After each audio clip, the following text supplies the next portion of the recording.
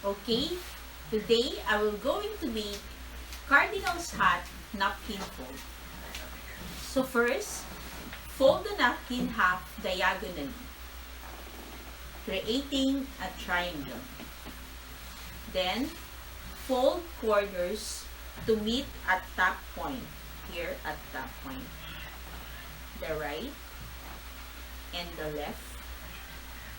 Then, turn napkin over with points on top. So you have to turn it over.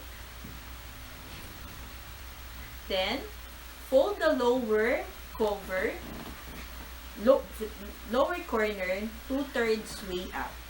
Around 2/3 way up.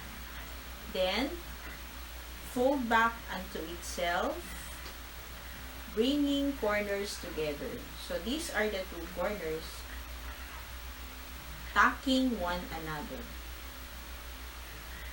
Okay. So I will repeat.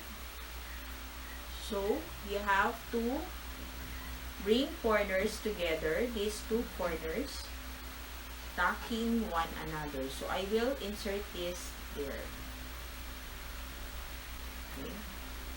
Then open base and stand. Then you have to take this. The Cardinal's hat napkin.